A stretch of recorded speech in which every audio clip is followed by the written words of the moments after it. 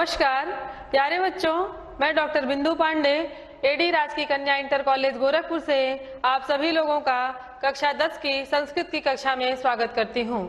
प्यारे बच्चों, आज हम भारत की एक महान विभूति, एक विराट व्यक्तित्व के धनी पंडित मदन मोहन मालवीय के जीवन वृत्त पर आधारित पाठ मदन मोहन मालवीय को पढ़ेंगे।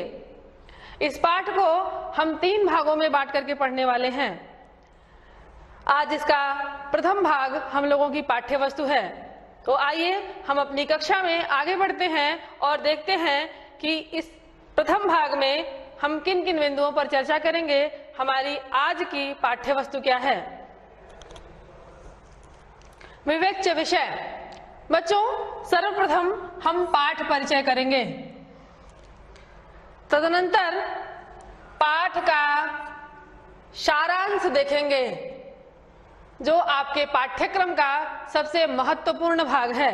यह आपकी परीक्षाओं में भी पूछा जाने वाला प्रश्न है। तो हम इस पाठ के सारांश से पूर्णतया परिचित होंगे। उसके बाद हमारे पाठ में जो गद्यांश निहित हैं उसका हिंदी में अनुवाद समझेंगे। उसमें आए हुए जो कठिन शब्द हैं उन शब्दों का अर्थ भी हम जानेंगे, काठिन्य निवारण भी हम करेंगे। और अंत में बच्चों, संदर्भ सहित अनुवाद कैसे लिखा जाता है उसका एक निदर्शन, एक उदाहरण भी हम समझेंगे। तो आइए हम पहले पाठ से परिचित होते हैं। पाठ परिचय। यह परिचय पंडित मदन मोहन मालवीय जी का परिचय है। पंडित मदन मोहन मालवीय एक अच्छे वकील, सफल कथावाचक, कुशल संपादक और सच्चे देशभक्त थे। इनकी मानसिक और वैचारिक श्रेष्ठता को देख करके महात्मा गांधी जी ने इनको महामना की उपाधि से विभूषित किया। भारतीय राष्ट्रीय कांग्रेस में भी इनका महत्वपूर्ण स्थान था। ये शिक्षक बने, संपादक बने, वकालत की, परंतु इनके मन को शांति नहीं मिली और अंततः यह स्वतंत्रता संग्राम में कूद पड़े। मालवीय जी के अनुसार भारतीयों के पिछड़ेपन का प्रमुख कारण उनका अशिक्षित होना था। इसीलिए इन्होंने शिक्षा की एक ऐसी मशाल जलाई जो आज तक ज्वलंत है, दैदीप्यमान है और भारतीय जनों को ज्ञान के लौ से आलोकित कर रही है। उस मशाल का नाम काशी हिंदू विश्वविद्यालय है, जो वाराणसी में गंगा के तट पर अवस्थित है। यह विश्वविद्यालय पंडित मदन मोहन मालवीय जी की धवल कीर्ति को संपूर्ण विश्व में प्रसारित कर रही है। इस पाठ में मालवीय जी के व्यक्तित्व और कृतित्व के विषय में विस्तार से प्रकाश डाला गया है। हम लोग उसको सविस्तार समझेंगे। तो आइए बच्चों, सर्वप्रथम हम इस पाठ का सारांश देखते हैं। पाठ का सारांश। मालवीय जी का व्यक्तित्व। गौरवर्ण एवं कांतिमय शरीर, श्वेत वस्त्र, गले में दुपट्टा, सिर पर सफेद पगड़ी, मस्तक पर कुमकुम मिश्रित सफेद चंदन का तिलक और सफेद उपान अर्थात जूते मालवीय जी के भारतीय चरित्र और हृदय की निर्मलता को प्रकट करते थे। वस्तुतः भारतीय संस्कृति इनके रूप में रूपायित थी। ऐसा प्रतीत होता था कि भारतीय संस्कृति मूर्तिमान स्वरूप धारण करके मालवीय जी के रूप में उपस्थित हुई है। पंडित मदन मोहन मालवीय जी का जन्म 1861 ईस्वी में 25 दिसंबर को प्रयाग के एक ब्राह्मण परिवार में हुआ था। इनके पिता पंडित ब्रजनाथ चतुर्वेदी संस्कृत भाषा के प्रकांड विद्वान थे। इनके पूर्वज मालव देश से आकर के प्रयाग में रहने लगे थे, इसी कारण इन्हें मालवीय कहा जाने लगा था। इनका परिवार धन से बहुत समृद्ध नहीं था, परंतु धार्मिक होने के कारण ये समाज में समादृत परिवार था, सम्माननीय परिवार था। शिक्षा। मालवीय जी की प्रारंभिक शिक्षा प्रयाग की एक संस्कृत पाठशाला में हुई थी। संस्कृत के अध्ययन से इनके हृदय में भारतीय आदर्श चरित्रों तथा भारतीय संस्कृति एवं देश के प्रति श्रद्धा उत्पन्न हो गई। बाद में इनकी शिक्षा राजकीय हाई स्कूल तथा म्योर सेंट्रल कॉलेज में हुई। पारिवारिक परिस्थितियों के प्रतिकूल होने के कारण इन्होंने अपनी शिक्षा को आगे बढ़ाने की इच्छा होते हुए भी उसको रोक दिया और अध्यापन कार्य में संलग्न हो गए। पर्याप्त समय बाद इन्होंने LLB की परीक्षा उत्तीर्ण की और उस परीक्षा को उत्तीर्ण करके प्रयाग में स्थित उच्च न्यायालय में वकालत प्रारंभ कर दी। अब हम मालवीय जी की प्रतिभा से परिचित होते हैं। प्रतिभा। मालवीय जी ने अखिल भारतीय कांग्रेस के कलकत्ता अधिवेशन में व्यवस्थापिका सभा विषय पर विचारपूर्ण और गंभीर भाषण दिया। उस समय उनकी आयु मात्र 25 वर्ष थी। इनके विशद विचारों को सुनकर के उच्च कोटि के नेता और देश सेवक स्तब्ध रह गए। इन्होंने राष्ट्रीय नेताओं की अग्रिम पंक्ति में अपना स्थान बना लिया। इनकी प्रतिभा से प्रभावित होकर के काला कांकर के राजा रामपाल सिंह ने इनसे हिंदुस्तान दैनिक के संपादन का अनुरोध किया। यह एक दैनिक समाचार पत्र था। हिंदी सेवा और राष्ट्र सेवा। हिंदुस्तान पत्र का संपादन करते हुए मालवीय जी ने राष्ट्रीय भावना और हिंदी भाषा का व्यापक प्रचार प्रसार किया। हिंदुस्तान के अतिरिक्त इन्होंने अन्य कई और पत्रों का भी संपादन किया। पत्रों के संपादन के समय इन्होंने राष्ट्र सेवा और हिंदी सेवा को प्रसारित करना, उनको व्यापक स्तर पर पहुंचाना उनका मुख्य लक्ष्य था। न्यायालय में भी हिंदी भाषा प्रयुक्त हो, इसके लिए मालवीय जी ने पर्याप्त प्रयास किया। वकालत। मालवीय जी के विचार स्पष्ट, गंभीर और युक्ति संगत होते थे। अंग्रेजों की आलोचना करते समय ये तनिक भी भयभीत नहीं होते थे। पत्र संपादन में मन न लगने के कारण इन्होंने कानून की शिक्षा प्राप्त की और LLB की परीक्षा उत्तीर्ण करके ये प्रयाग में स्थित उच्च न्यायालय में वकालत करने लगे। इन्होंने अपनी प्रतिभा के बल पर न्याय के क्षेत्र में पर्याप्त ख्याति अर्जित की। यह कभी झूठे मुकदमे की पैरवी नहीं करते थे। देश की स्वतंत्रता में योगदान। अध्यापक रहते हुए और पत्रों का संपादन करते हुए जब मालवीय जी के मन को शांति नहीं मिली तो ये स्वतंत्रता संग्राम में कूद पड़े, क्योंकि देश की परतंत्रता से इनका मन बहुत खिन्न रहता था। ये देश को स्वतंत्र कराने की चिंता में लग गए और 3 बार अखिल भारतीय कांग्रेस दल के सभापति बने। सन 1931 ईस्वी में अंग्रेजों के साथ संधि वार्ता करने के लिए ये गांधी जी के साथ इंग्लैंड गए। आंग्ल भाषा में व्यक्त किए गए उनके विचारों से अंग्रेज बहुत ही प्रभावित हुए। रचनात्मक कार्य। मालवीय जी ने राष्ट्र सेवा में लगे रहकर मैकडॉनल्ड हिंदू छात्रावास और मिंटो पार्क का निर्माण कराया। देश की उन्नति के लिए शिक्षा को विशेष साधन मान करके वाराणसी में इन्होंने गंगा के तट पर काशी हिंदू विश्वविद्यालय की स्थापना की।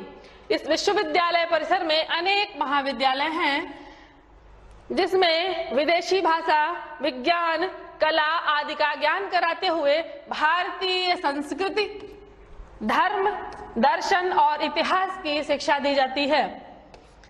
मालवीय जी विभिन्न पर्वों के अवसरों पर भागवत और पुराणों की कथा सुललित और मधुर भाषा में छात्रों और अध्यापकों को स्वयं सुनाते थे।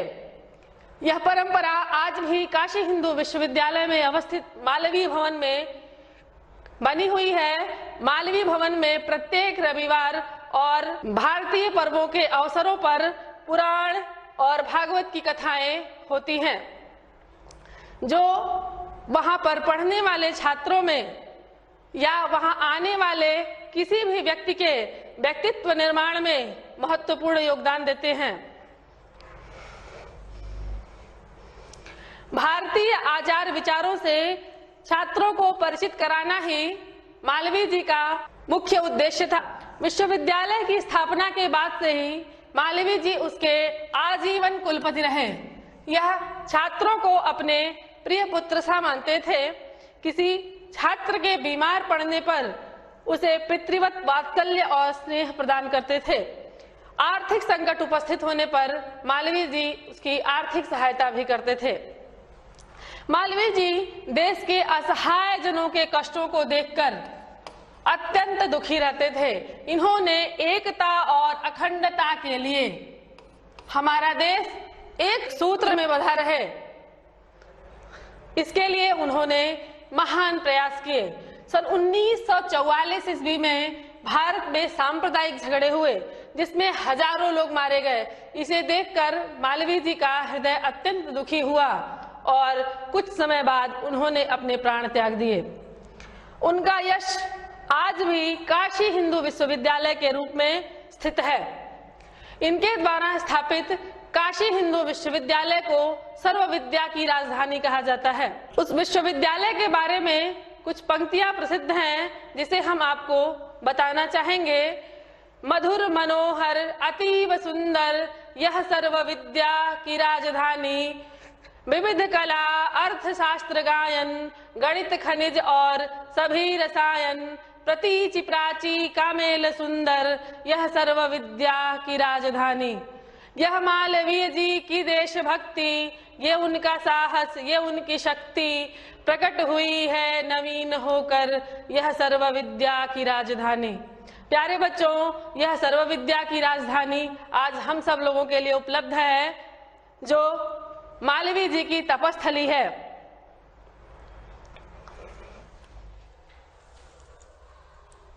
बच्चों, अब हम इस पाठ में निहित गद्यांश को पढ़ेंगे। सर्वप्रथम हम इसका वाचन करेंगे और तदनंतर उसका अनुवाद करेंगे।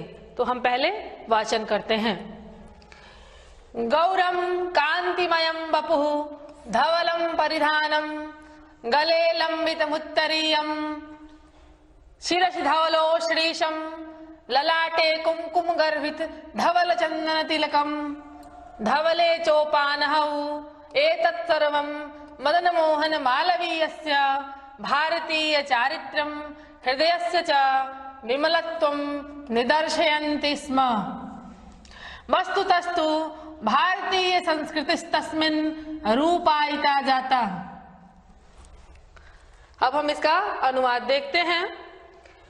गौरम कांतिमयम वपुः,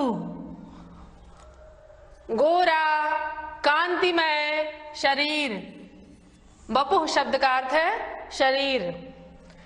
धवलम परिधानम, धवल परिधान, शुभ्र वर्ण का परिधान। गले लंबितम उत्तरीयम, गले में लटकता हुआ उत्तरीय। शिरसि धवलो श्रीशम, सिर पर धवल उषणीश, उषणीश पगड़ी को कहते हैं। सिर पर शुभ्र रंग का उषणीश। ललाटे, ललाट पर कुमकुम गर्भित धवल चंदन तिलकम, कुमकुम अर्थात केसर से युक्त धवल शुभ्र वर्ण का चंदन का तिलक।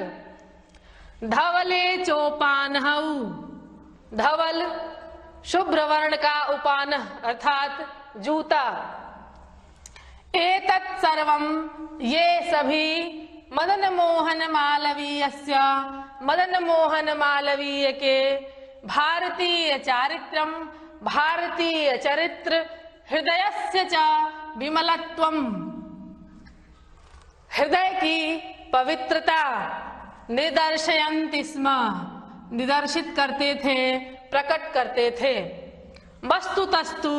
वस्तुतः वास्तव में भारतीय संस्कृति तस्मिन् रूपायिता जाता। भारतीय संस्कृति तस्मिन् मदन मोहन मालवीय में रूपायित थी। ऐसा प्रतीत होता था कि भारतीय संस्कृति मदन मोहन मालवीय के रूप में साकार हो गई है। पंडित मदन मोहन मालवीयस्य जन्म 1618 ख्रीष्टाब्दे दिसंबर मासस्य 25 दिनांके तीर्थराज प्रयागे एकस्मिन् ब्राह्मण कुले भवत्। अस्य जनकः पंडित ब्रजनाथ चतुर्वेदः संस्कृत भाषायाः विश्रुतो विद्वान् आसीत्। निर्धनोऽपि धर्मकर्मणि सततरतो अयं विद्वान् समाजे समादृत् आसीत्। एतस्य पूर्वजा मालव देशादागत्योत्तर भारते न्यवसन्नतस्ते मालवीय इति पदेन संबोध्या अभवन्। पंडित मदन मोहन मालवीयस्य पंडित मदन मोहन मालवीय का जन्म 1618 ख्रीष्टाब्दे 1861 ईस्वी में दिसंबर मासस्य दिसंबर महीने के 25 दिनांके 25 तारीख को तीर्थराज प्रयाग में एकस्मिन् एक ब्राह्मण कुले भवत्। एक ब्राह्मण कुल में हुआ था। अस्य जनकः इनके पिता पंडित ब्रजनाथ चतुर्वेदः पंडित ब्रजनाथ चतुर्वेदी संस्कृत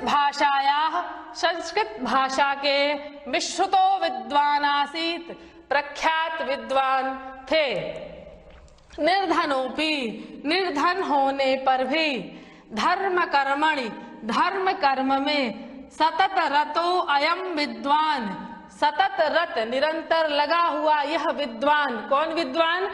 पंडित मदन मोहन मालवीय के पिता पंडित ब्रजनाथ चतुर्वेदी। समाजे समादृत आसीत। समाज में समादृत थे, आदर की दृष्टि से देखे जाते थे। एतस्य पूर्वजा इनके पूर्वज मालव देशादागत्य उत्तर भारते मालव देश से आकर के उत्तर भारत में न्यवसन्नतस्ते निवास करने लगे। ततः ते इसलिए वे मालवीय इति पदेन मालवीय इस नाम से संबोध्या भवन संबोधित किए जाने लगे। उनको मालवीय कहा जाने लगा।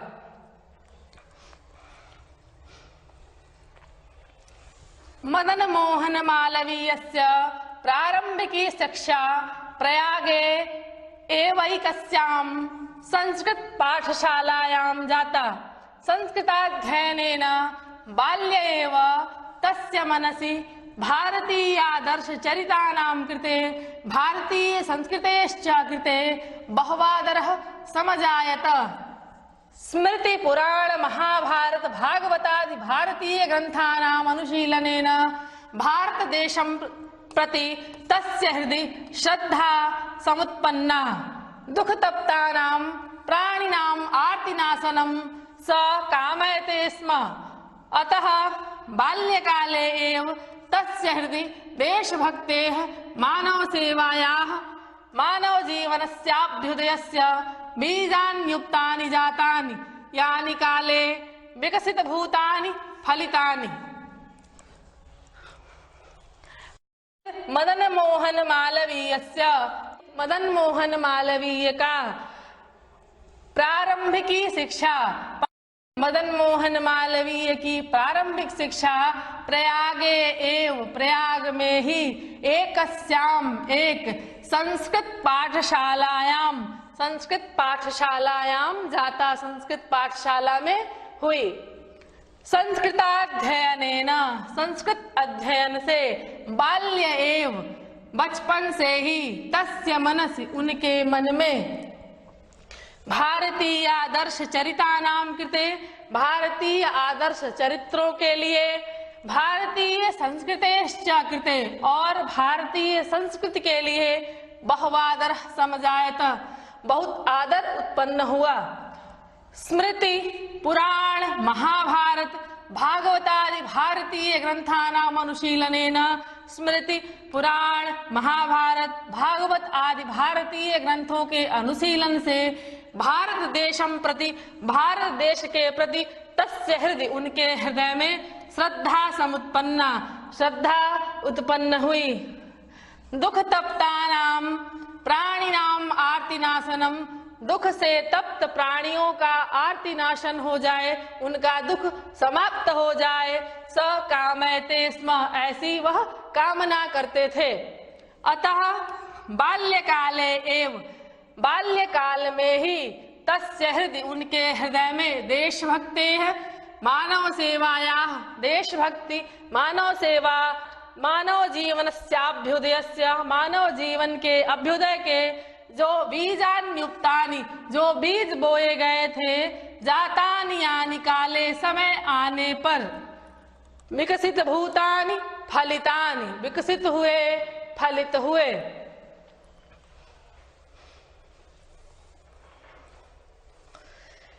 कालांतरे सह प्रयागे प्रथम संस्थापिते राजकीय हाई स्कूल नाम्नि विद्यालये पठन एंट्रेंस परीक्षा मुदतरत, ततः म्योर सेंट्रल कॉलेजे धीयान बीए परीक्षायाः पारंगतः। अग्रे पठितुम् इच्छन्तम् अप्यर्थकार्षं तमबाधत। कर्तव्य संघाते किं पूर्वं करणीयमिति विशिष्ट कर्तव्य निर्धारणमेव विवेकशालिनां वैशिष्ट्यम्। अतः जीवन निर्वाहार्थं तेनाध्यापन वृत्तिः स्वीकृता। कालांतरे, कालांतर में, सह प्रयागे, वह प्रयाग में, प्रथम संस्थापिते, प्रथम संस्थापित, राजकीय हाई स्कूल नामनी, राजकीय हाई स्कूल नामक विद्यालय पठन, विद्यालय में पढ़ते हुए, एंट्रेंस परीक्षा मुदतरत, उन्होंने एंट्रेंस परीक्षा उत्तीर्ण की। ततः उसके बाद म्योर सेंट्रल कॉलेज धीयान, म्योर सेंट्रल कॉलेज में पढ़ते हुए बीए परीक्षाया, बीए परीक्षा को पारंगतः, पार कर गए। अग्रे पठितुम इच्छन्तम अपि, आगे पढ़ने की इच्छा होने पर भी, अर्थकार्षम तम बाधत, अर्थकार्षम अर्थात धन की कमी ने, तम बाधत उनको बाधित किया। कर्तव्य संघाते, कर्तव्य का संघात होने पर, एक साथ बहुत सारे कर्तव्यों को सामने आने पर, किम पूर्वम करणीयम, पहले क्या करणीय है, क्या करने योग्य है, इति विशिष्ट कर्तव्य निर्धारण में, ऐसे विशिष्ट कर्तव्य का निर्धारण करना ही विवेकशालिनाम वैशिष्ट्यम, विवेकशालियों का वैशिष्ट्य होता है। अतः जीवन निर्वाहार्थम, उन्होंने जीवन निर्वाह के लिए, तेन अध्यापन वृत्ति स्वीकृता, तेन मदन मोहन मालवीय ने अध्यापन वृत्ति स्वीकृत की।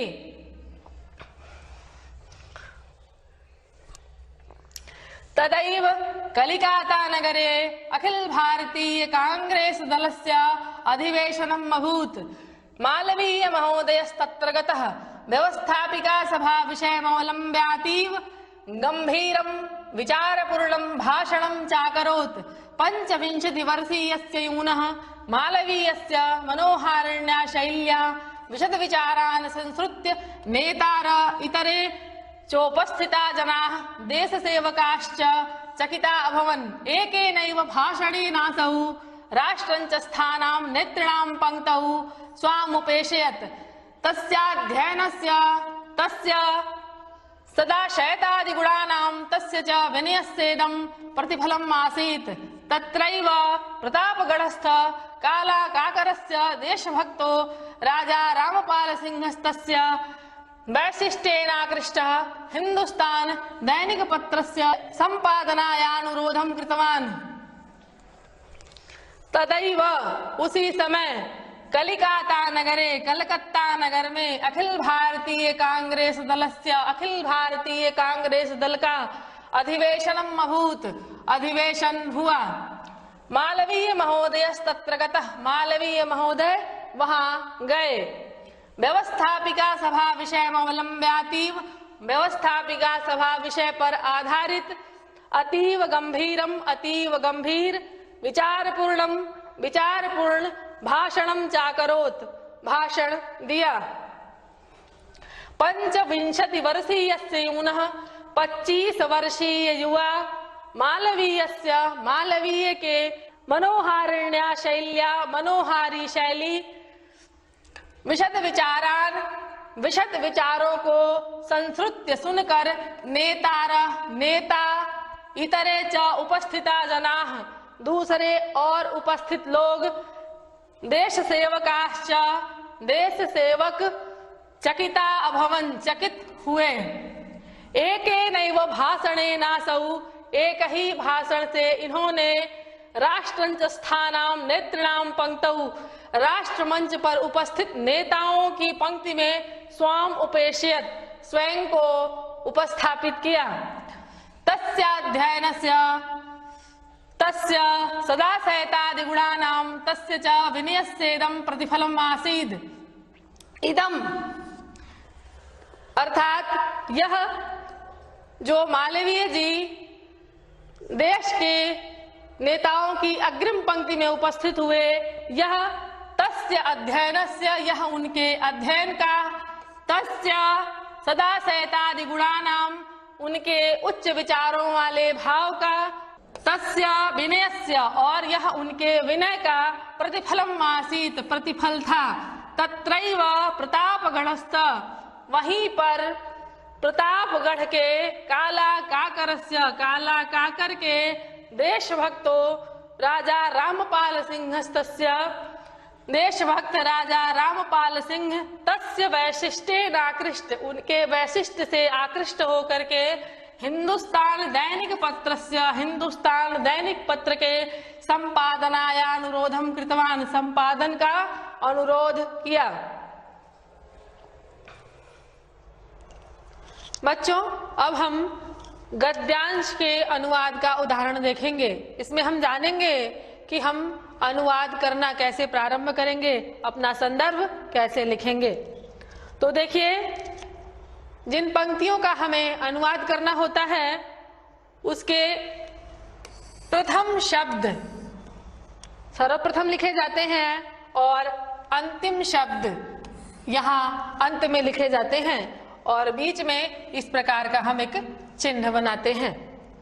यह बताता है कि हमें अनुवाद कहाँ से कहाँ तक करना है। उसके बाद हम संदर्भ लिखना प्रारंभ करते हैं और लिखते हैं प्रस्तुत गद्यांश हमारी पाठ्य पुस्तक संस्कृत के गद्य खंड गद्य भारती में संकलित जो भी आपका पाठ है, जैसे आपका आज का पाठ है मदन मोहन मालवीय शीर्षक से उद्धृत है, ऐसे आपका संदर्भ समाप्त होता है और आप यहाँ अनुवाद शीर्षक से अनुवाद लिखना प्रारंभ करते हैं जो अभी हम पढ़े हैं। इस प्रकार संदर्भ सहित अनुवाद लिखा जाता है। अब हम इस पाठ पर आधारित अभ्यास प्रश्न को देख लेते हैं।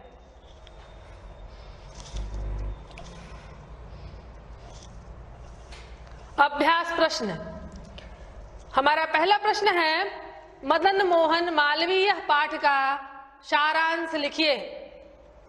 इस पाठ का आपको सारांश लिखना है। दूसरा प्रश्न है मालवीय जी को महामना की उपाधि कैसे प्राप्त हुई।